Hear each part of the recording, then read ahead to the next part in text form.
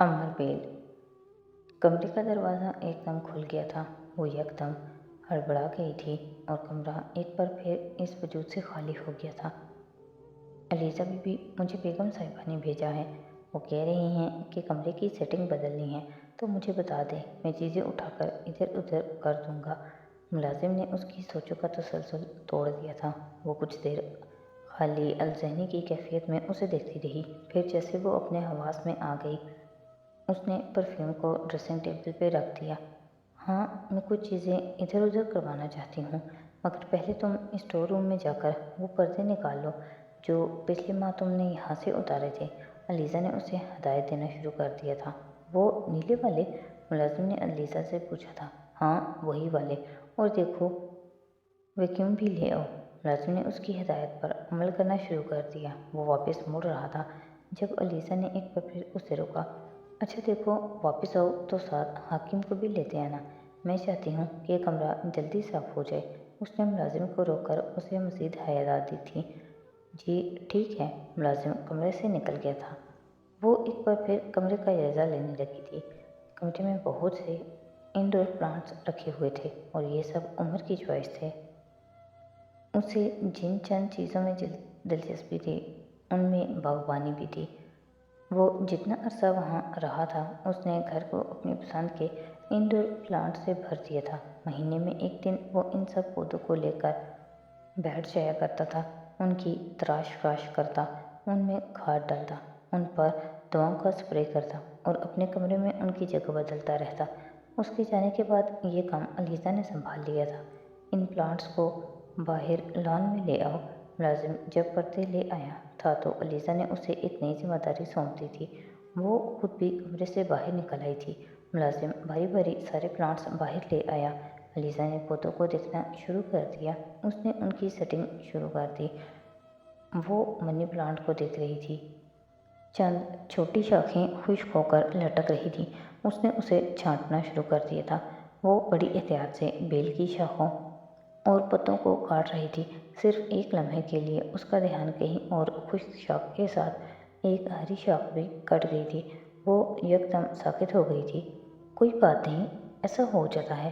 तुम देखना, अब ये बहुत तेज़ी से बढ़ेगा और पहले से ज़्यादा खूबसूरत हो जाएगा। मुझसे जब भी कोई प्लांट इस तरह कटता है, फिर वो पहले से बहुत अच्छा हो जाता है। वो परफ्यूम अपने कमरे में रखकर लाउंज में आ गई थी। वो पहले ही नानो के पास मौजूद था। नानो उसे देखकर मुस्कुराने लगी थी। उमर ने कौन सा गिफ्ट दिया है तुम्हें? उन्होंने अलीज़ा को देखते ही पूछा था। वो मध्यम सी मुस्कुराहट के साथ उनके पास सोफे पर बैठ गई। उन्होंने आपको बताया नहीं? उसने उमर की तरफ देखते हुए कहा था। वो दिलचस्पी से उसे देख रहा था। नहीं, वो कह रहा था कि ये एक सीक्रेट है, मगर लीज़ा आपको बता सकती है। नानो ने बताया था। अलीज़ा ने एक बार फिर उसे देखा। परफ्यूम दिया है, उसने आहिस्ता आवाज़ में बताया था। कौन सा परफ्यूम? नानो को तजस्सुस हुआ। शैनल 5। तुम्हारा फेवरेट परफ्यूम? क्यों उमर, तुम्हें कैसे पता चला कि अलीज़ा को परफ्यूम सबसे ज़्यादा पसंद है? नानो ने उमर से पूछा। उमर ने उसे देखा तो वो नज़रें चुरा गई थी। हमें हर चीज़ का पता होता है, उसने एक जुमले में जवाब दिया था। अगली बार मैं अलीज़ा को इटर्निटी और जॉय दूंगा। और उसके बाद चंद लम्हों के बाद उसने अपना प्रोग्राम बताया था। अलीज़ा ने उसे गौर से देखा। वो नानो को देख रहा था, उस तरफ मुतवज्जे नहीं था। उसने अंदाज़ा लगाने की कोशिश की थी क्या ये, और वो आगे नहीं सोच सकी थी। नानो ने उसे मुखातिब किया था। देख लो अलीज़ा, उमर ने कितनी लंबी प्लानिंग कर ली है, तुम्हें भी इसे कुछ देना चाहिए। वो नानो की तरफ मुतवज्जे हो गई थी। मुझे क्या देना चाहिए? उसने उलझे हुए अंदाज में नानो से पूछा था। भाई, ये तो तुम्हें सोचना चाहिए। उन्होंने अपना दामन छुड़ा लिया था। गिफ्ट हमेशा बड़ों से लेते हैं, छोटों से नहीं। और अलीज़ा मुझसे छोटी है। उमर ने बड़ी महारत से बात पलटी थी। हाँ, मुझे अगर कोई गिफ्ट देना चाहिए तो ग्रैंडपा ही आपको दे दें, क्योंकि आप मुझसे बड़े हैं। क्या गिफ्ट चाहिए? नानो को भी एक दिलचस्पी महसूस हुई थी। कोई भी अच्छी चीज़, अरमानी और प्लेबॉय का सूट, डेनिम की जीन्स, क्रिश्चियन डियोर की घड़ी या फिर लोमानी के परफ्यूम्स। उसने एक लंबी लिस्ट गिनवाई थी। इससे बेहतर नहीं कि मैं तुम्हें चेक काट कर दे दूँ। हाँ, ये ज़्यादा बेहतर आइडिया है, बहुत ही इनोवेटिव, उमर ने शरारती अंदाज में कहा था। अलीज़ा खामोशी से उसकी नोक-झोंक सुनती रही थी। नानो बहुत संजीदा मिजाज थी, वो बहुत ज़्यादा बोलती नहीं थी, मगर जब से उमर आया था सब कुछ बदल गया था। वो अब अक्सर कहका लगाने लगी थी। उमर बहुत बातूनी था और उसकी हिस्स मिजाज बहुत अच्छी थी।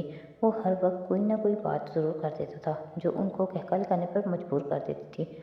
नानो आम दिनों में सिर्फ ज़रूरत के वक्त ही बोलती थी, लेकिन जिन दिनों में उनके बच्चों में से कोई उनके पास रहने आता तो फिर इन दिनों वो बहुत खुश फिरा करती थी। मगर उमर की आमद ने तो जैसे इस खुशी को दोबाला कर दिया था। किसी और के आने पर नानो और नाना इतनी तब्दीलियां नहीं आती थी जितनी उमर के आने पर आ गई थी। इस वक्त भी नानो का मूड देख रही थी। नानो अब उमर की बातों पर बेतहाशा हंस रही थी। वो उन्हें बहुत किस्से सुना रहा था अपने किसी दोस्त के। अलीज़ा का ध्यान कहीं और ही था। क्या मेरी किसी बात पर नानो इस तरह हंस सकती हैं? उसने सोचने की कोशिश की थी और मायूसी से गैर महसूस अंदाज में सर झटक दिया था। नहीं, मेरी किसी बात पर तो ये कभी इस तरह नहीं हंस सकती, बल्कि ये तो मुझे भी यही कहती हैं कि मैं भी बुलंद आवाज़ में ना हंसूं। उसने सोचा था। क्या मैं कभी उमर की तरह? एक बार फिर उसने सोचने की कोशिश की थी। एक बार फिर उसके ख्यालात का सिलसिला टूट गया था। अलीज़ा, तुम्हारे कितने फ्रेंड्स हैं? उमर ने उससे पूछा था। कितने? वो उसके सवाल पर कुछ हैरान हुई थी। चंद लम्हे तक उसने कुछ जवाब नहीं दिया। जल्दी गिनती करो और मुझे बताओ। उमर ने उसकी खामोशी से खुद ही नतीजा अखज़ कर लिया था। क्या गिनती करूं? वो कुछ और हैरान हुई थी। भाई, फ्रेंड्स और क्या? उमर ने कहा था। मेरी सिर्फ एक फ्रेंड है। I can't believe it. लड़कियों की कम से कम एक दोस्त तो नहीं हो सकती? उमर को उसकी बात पर यकीन नहीं आया था और अलीज़ा उसके चेहरे के तासुरात से झुंझला गई थी। यार, लड़कियां लड़कों से ज़्यादा सोशल होती हैं और जाहिर है फिर फ्रेंड्स तो बनना ही होते हैं। उमर को फ़ौरन ही उसकी खफगी का अंदाज़ा हो गया था। उसने संभल कर एक लॉजिक पेश की। मैं बहुत ज़्यादा सोशल नहीं हूँ, उसने जैसे जताया था। But you should be. क्यों ग्रैनी, मैं ठीक कह रहा हूँ ना? उमर ने बात करते करते दादू की तरफ देखा। वो एकदम चुप सी हो गई थी। नहीं उमर, लड़कियों के लिए ज़्यादा सोशल होना भी ठीक नहीं है। आजकल पता ही नहीं होता दूसरे लोग किस तरह के हों। नाना ने कुछ मोहतात होकर तोजीह पेश की। What do you mean? वो कुछ हैरान हो गया था। कुछ नहीं, बस वैसे ही। असल में अलीज़ा को ज़्यादा लोगों में मिक्सअप होना अच्छा नहीं लगता। नानू ने बात कुछ बदलने की कोशिश की थी। नहीं, मगर एक दोस्त तो बहुत कम है। वो अभी हैरान था। अलीज़ा को अपना आप इस तरह से ज़ेरे बहस लाना अच्छा नहीं लगा था। हर एक की अपनी चॉइस होती है। मुझे अच्छा लगता है कि मेरे पास एक ही फ्रेंड हो, तो इसमें अजीब बात कौन सी है? इस बार अलीज़ा ने रूखे अंदाज में उमर से कहा था। वो उसकी बात के जवाब में कुछ कहते कहते रुक गया था। शायद वो इस तासुरात से उसकी अंदरूनी कैफियत समझ गया था। अलीज़ा को अचानक अपने लहजे के खुरदरेपन का एहसास हुआ था। उसे कुछ नज़ामत सी महसूस हुई थी। अभी अभी उसने मुझे इतना कीमती परफ्यूम दिया और मैं फिर भी उसके साथ इस तरह कर रही हूँ। उसने जैसे अपने आप को याद दहानी करवाने की कोशिश की थी। मेरी फ्रेंड बहुत अच्छी है, वो स्कूल से मेरी फ्रेंड है। उसके अलावा और कोई मुझे अच्छा नहीं लगा, बस इसीलिए मेरी यही एक फ्रेंड है। उसने जैसे उम्र की तशफ़ी करने की कोशिश की। इस बार उसका लहजा कमज़ोर था। क्या आपके बहुत से फ्रेंड्स हैं? उसने सिर्फ मौजू बदलने के लिए पूछा था। हाँ, मेरे बहुत से फ्रेंड्स हैं। मुझे फ्रेंड्स बनाना बहुत अच्छा लगता है, जैसे आज मैंने तुमको अपनी फ्रेंड बनाया है। उमर ने खुशबुआ लहजे में उससे बात करते हुए कहा था। फ्रेंड्स ज़्यादा हों तो ज़्यादा मज़ा आता है। मैं भी। उसने इख्तलाफ करने की बजाय मुबहम अंदाज में ही उसे जवाब दे दिया था। वो एक बार फिर खामोश हो गई थी। उमर ने अपनी घड़ी देखी और फिर खड़ा हो गया। मुझे लाइब्रेरी जाना है, मैं 2-3 घंटों तक वापस आ जाऊँगा। उसने नानू को इतला दी थी। फिर वो लॉन से निकल गया था। उसके जाने के कुछ देर बाद वो बाहर लॉन में निकल आई थी। लॉन के एक कोने में बैठकर वो कुछ देर पहले के वाक़यात के बारे में सोचने लगी थी। वो उमर के बारे में कोई हतमी अंदाज़ा नहीं लगा पा रही थी। वो समझने से ये कासिर थी कि उमर वाकई इतना मुखलिस है जितना वो नज़र आ रहा है, या फिर उसके अंदाजे ठीक हैं। वो उमर को समझ नहीं पा रही थी। اس کی شخصیت علیزہ کو بہت عجیب لگی تھی۔ اس کے موڈز گھڑی کی سوئیوں سے زیادہ تیز رفتاری سے بدلتے تھے۔ وہ جب بھی اپنے کمرے سے نکل کے لاؤنج میں آتا تو گھر میں جیسے زندگی کی ایک لہر دوڑ جاتی تھی۔ نانا سے لے کر ملازموں تک ہر کوئی اسے پسند کرتا تھا اور اس کی پسند ناپسند کا خیال رکھتا تھا۔ اس کے پاس یقیناً کوئی ایسی خوبی تھی جس سے وہ دوسروں کو اپنا گرویدہ بنا لیتا تھا، مگر علیزہ ابھی تک اس بارے میں بہت محتاط تھی۔ اسے آخر مجھے پرفیوم دینے کی کیا ضرورت تھی؟ وہ ابھی سوچ رہی تھی۔ اس کا خیال ہوگا کہ میں گفٹ لے کر خوش ہو جاؤں گی اور باقی لوگوں کی طرح وہ مجھ پر بھی قبضہ کر لے گا، مگر وہ اب الجھن میں گرفتار ہو گئی تھی کہ گفٹ کے بارے میں کیا سوچے۔ کیا میں نے اسے گفٹ لے کر ٹھیک کیا یا پھر یہ میری غلطی تھی؟ وہ ابھی تک سوچوں میں گم تھی۔ بہت دیر تک سوچوں میں گم رہنے کے بعد اس نے فیصلہ کیا تھا، نہیں، مجھے گفٹ واپس نہیں کرنا چاہیے کیونکہ پھر نانو خفا ہو سکتی ہیں۔ اسے خیال آیا تھا، مگر میں اب دوبارہ اسے کوئی گفٹ نہیں لوں گی کیونکہ مجھے اس سے دوستی نہیں کرنی۔ اس نے بلاخر طے کر لیا۔ چند دنوں بعد جب عمر نے اسے ایک اور پرفیوم دیا تو وہ انکار نہ کر سکی اور پھر ایک روٹین بن گئی تھی۔ وہ جب بھی گھر سے باہر کسی کام کے لیے جاتا اس کے لیے کچھ نہ کچھ لاتا رہتا۔ بعض دفعہ یہ بڑی معمولی چیزیں ہوتی تھیں، مثلاً آئس کریم کا ایک کپ، ایک بھٹا چیونگ گم، ایک پیکٹ، کبھی لیٹر پیڈ، کبھی ناول۔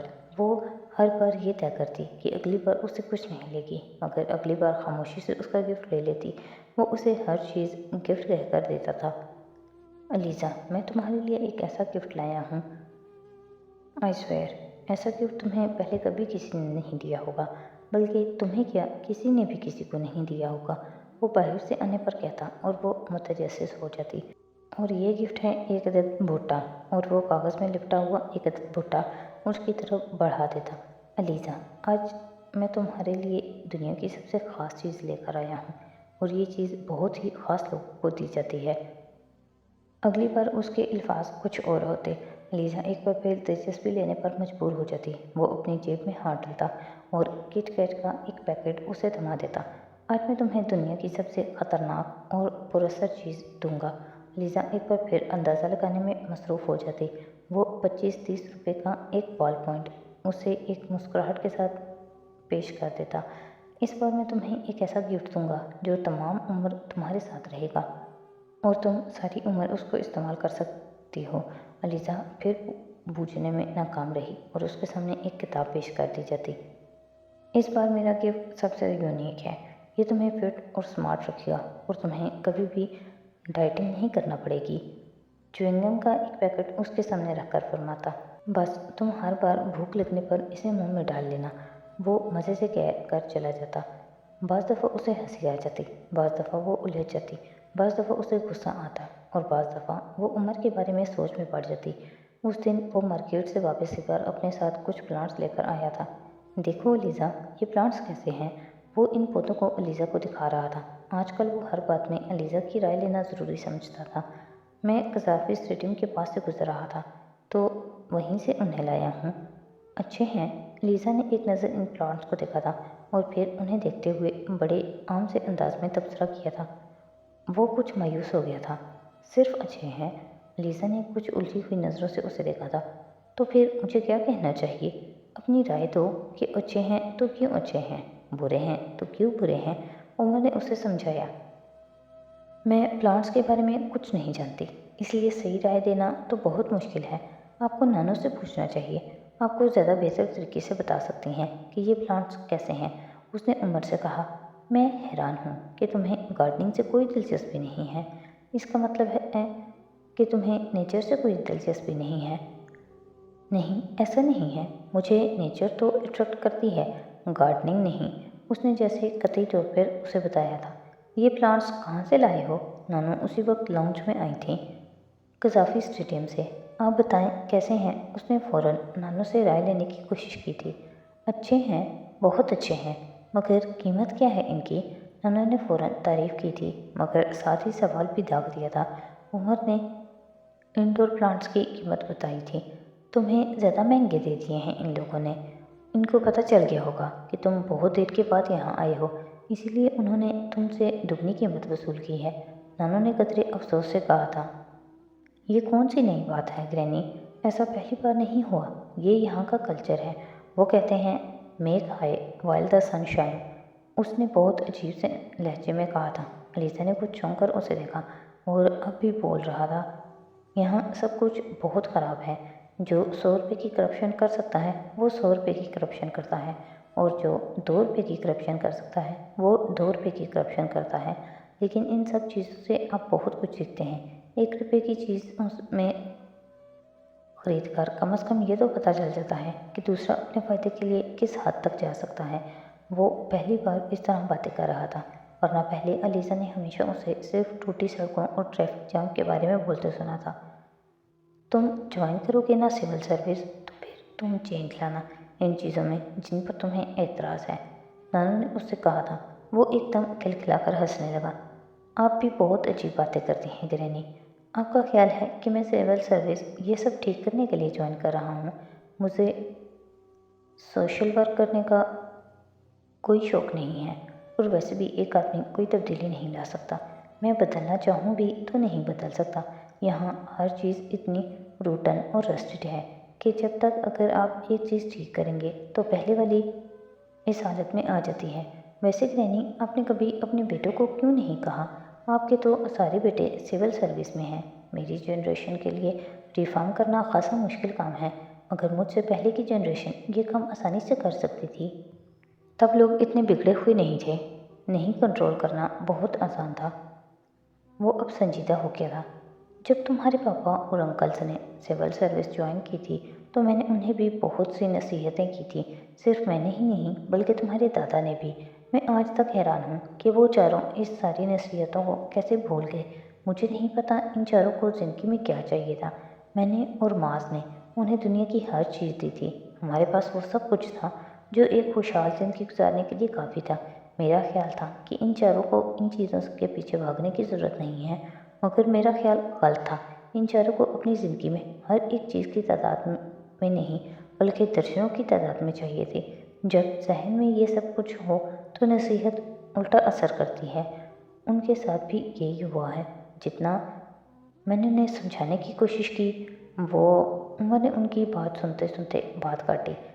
इससे एक बात तो साबित हो जाती है ग्रैनी कि आपकी बातों में असर नहीं था, या फिर शायद आपके समझाने का तरीका गलत था। वजह जो भी हो, बहरहाल अब तो सब कुछ जैसा हो रहा है होने दे। चीज़ों को अब बदलना नामुमकिन है, और नामुमकिन काम करने के लिए जिन लोगों की ज़रूरत होती है वैसे लोग हमारी कौम में नहीं हैं। मैं तो फ़ौरन सर्विस ज्वाइन करने के बाद डैडी की तरह ऐश करना चाहता हूँ, वैसी ज़िंदगी गुजारना चाहता हूँ जैसी वो गुजार रहे हैं। देखें बात कहाँ से कहाँ चलेगी।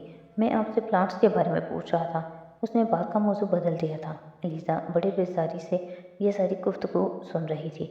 मैं ज़रा इन प्लांट्स को लगवा लूँ। ग्रैनी, आप चलेंगी मेरे साथ बाहर लॉन में?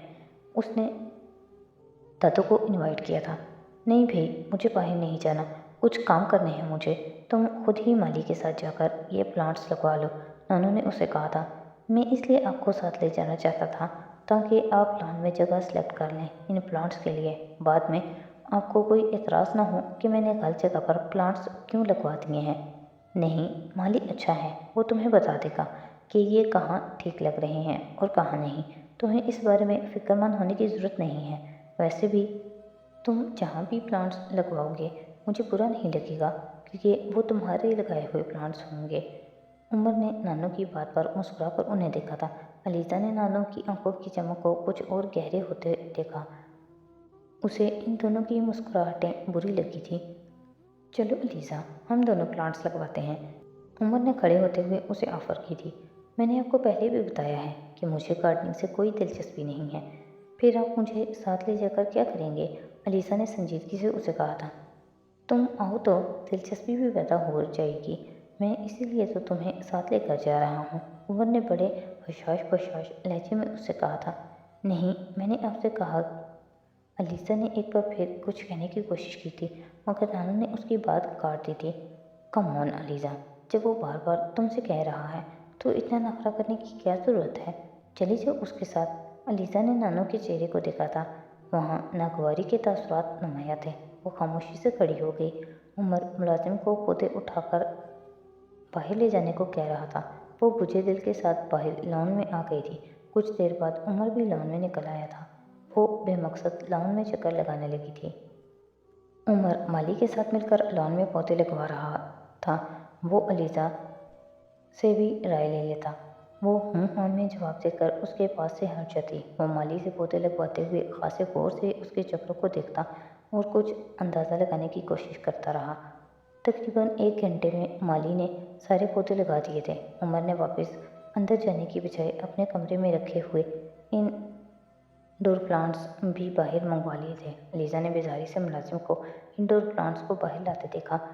ان پلانٹس کی کٹنگ وغیرہ کر دیتے ہیں، پھر کل تک انہیں یہیں لان میں ہی رہنے دوں گا تاکہ انہیں کچھ روشنی وغیرہ مل جائے۔ لو علیزہ، تم بھی ان پلانٹس کو پیور کرنا شروع کر دو تاکہ کام جلد ختم ہو جائے۔ اس نے علیزہ کو پاس بلا کر اسے ایک کینچی تھما دی تھی۔ وہ بے دلی سے پودوں کی کٹنگ کرنے لگی۔ عمر بڑی دل جمعی اور مہارت سے پودوں کی تراش فراش کر رہا تھا۔ ساتھ ساتھ وہ ہر پودے کے بارے میں بھی اسے کچھ نہ کچھ بتا رہا تھا۔ وہ گارڈینا کی کٹنگ کر رہی تھی کہ اس نے عمر کو کہتے ہوئے سنا، یہ میرا سب سے فیوریٹ پلانٹ ہے۔ وہ ہاتھ روک کر اسے دیکھنے لگی۔ وہ اس کی طرف متوجہ نہیں تھا، وہ اس پلانٹ کو دیکھ رہا تھا۔ مجھے زندگی میں بہت زیادہ چیزوں میں دلچسپی نہیں ہے، مگر جن چیزوں میں ہے ان سے بہت دلچسپی ہے۔ یہ سارے پلانٹس بھی انہی چیزوں میں شامل ہیں۔ پتہ ہے علیزہ، یہ پلانٹس بعض دفعہ مجھے اپنے فرینڈس کی طرح لگتے ہیں۔ مجھے محسوس ہوتا ہے یہ میری آواز سنتے ہیں، شاید جواب بھی دیتے ہیں۔ میں بہت چھوٹا تھا جب مجھے ان ڈور پلانٹس لگانے کا شوق پیدا ہو گیا تھا۔ شاید میں 7 یا 8 سال کا تھا جب اپنے ہاتھوں سے ایک پلانٹ لگایا تھا۔ بعد میں تو جیسے عادت سی ہو گئی تھی۔ یہ کمرے میں ہوں تو مجھے ایسا لگتا ہے کہ کمرے میں کوئی اور زندہ چیز موجود ہے جو سانس بھی لیتی ہے اور شاید میرے وجود کو بھی محسوس کر لیتی ہے۔ علیزہ کو اس وقت یوں لگا جیسے اس کا دماغ خراب ہے۔ اس نے کچھ دیر حیرانی سے اس کا چہرہ دیکھا تھا۔ تم سوچ رہی ہوگی کہ میرا دماغ خراب ہو گیا ہے،